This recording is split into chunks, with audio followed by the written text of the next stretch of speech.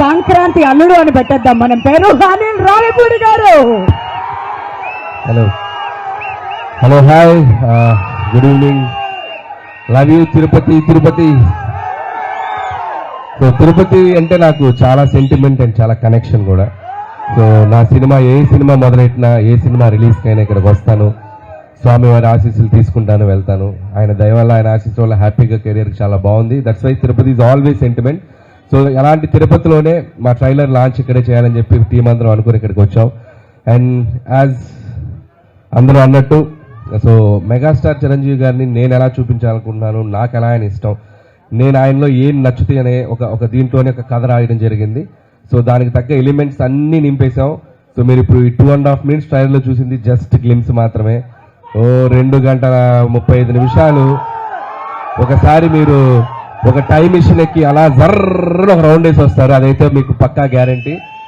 And Chiranjeevi గారు ఎప్పుడు మనకి సహజంగా మన పక్కన మన లీడర్ రాజు, లేకపోతే మన ఆటో జానీ, మన గ్యాంగ్ లీడర్లో రాజారాం ఇలాంటి క్యారెక్టర్స్లో ఎప్పుడు కనిపించినా ఆయనకు మనకు విపరీతంగా నచ్చుతారు. ఆ ఎనర్జీ లెవెల్స్, ఆయన టైమింగ్ ఎక్స్ట్రాడినరీగా ఉంటాయి. సో నేను ఆ బేసిస్లోనే ఈ శంకర్ వరప్రసాద్ గారు అనే క్యారెక్టర్ రాసుకోవడం జరిగింది.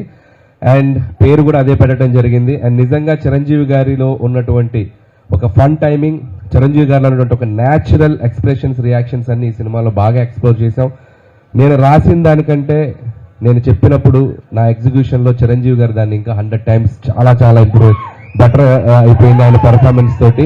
మీ అందరికీ తెలుసు ఆయన ఎంటర్టైన్మెంట్లో దిగితే ఎలా ఉంటుందో తెలుసు కదా. రఫాడించేస్తారంట. ఏం ఆడిస్తారు,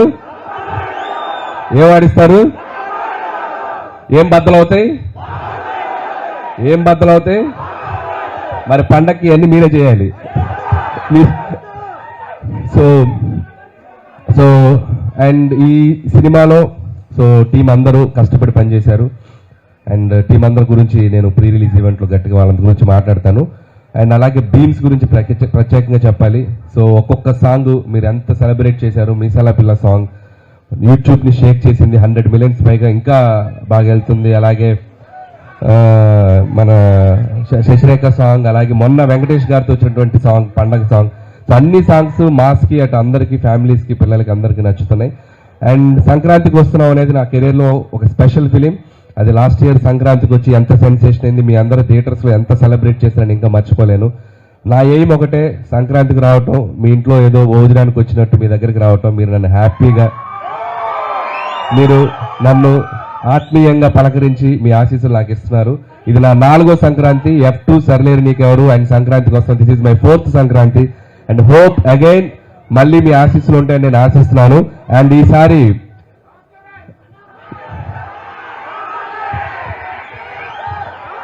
రామ్ చరణ్ గారిదా యూట్యూబ్ షేక్ చేస్తుంది కదా చికిరి, వస్తున్నారు పెద్ద.